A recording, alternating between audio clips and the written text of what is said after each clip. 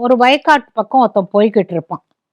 அவனை யாரோ அறிவாளால வெட்டிடுவாங்க. அதை என்ன சொல்லுவாங்கன்னா, இன்னார் பரமசிவம் என்பவர் கொலையுண்டார் அப்படின்னாக்கா, அவர் கொலை செய்யப்பட்டாருங்கிறதுனால இவர் எப்படி இறந்தாருங்கிறதும் புரியும். யாரையுமே கேட்க வேண்டாம். நீங்க பாருங்க, நான் சொல்ற ஒரு ஒரு வார்த்தையுமே அந்த வார்த்தைகள்லயே நமக்கு என்னங்கிறத அத தெள்ளத் தெளிவா காட்டுறது தான் தமிழ் மொழியோட சிறப்பு.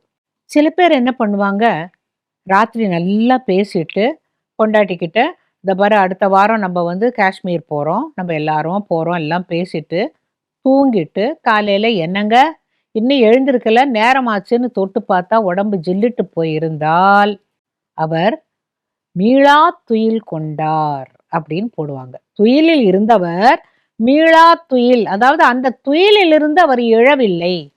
தூக்கத்திலிருந்து ஆழ்ந்த தூக்கமாக அப்படியே அவர் மறைந்து விட்டார் அப்படிங்கிறது அந்த தமிழ் மொழியோட அழகுக்கு தான் சொல்ல வரேன்.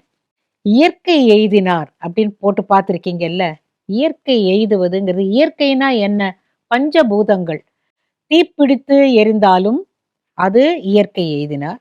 நீரில் கப்பலோடு சேர்ந்து மூழ்கி விட்டாலும் இயற்கை எய்தினார். ஒரு புயல் காற்றில் மூச்சு விட முடியாமல் மூச்சு திணறி இறந்தாலும் இயற்கை எய்தினார் அது. அப்புறமா விமானம், ஹெலிகாப்டர் அதுலெல்லாம் போயிட்டு இருக்கும்போது எப்போ ஆக்சிடென்ட் நடந்து இறந்தாலும் இதெல்லாமே இயற்கை எய்தினாருங்கிறதுக்காக அதை சேர்த்து சொல்லுவாங்க. இதெல்லாம் எதுக்குங்க நீங்க பிள்ளையார்பட்டியில சொல்றீங்க அப்படின்னா, தமிழ் மொழியின் சிறப்பை எல்லா வகையிலும் நம்ம கொண்டாடணும்ல. அப்ப இறப்பும் ஒரு கொண்டாட்டம் தான். ஏன்னா இந்த வாழ்க்கை முடிஞ்சு அவன் மற்ற வாழ்க்கையை ஆரம்பிக்கிறான். ஒண்ணு இறைவனோடு சேர்கிறான், இல்லாட்டா அவன் திருப்பி பிறக்க போறான். அப்படிங்கிறதுக்கு முன்னால அந்த காலகட்டத்துல அவன் மறைந்ததை இவ்வாறு என்று குறிப்பிடுவது தமிழ் மொழியின் பெருமையை உங்களுக்கு சொல்வதற்காக. நன்றி, வணக்கம்.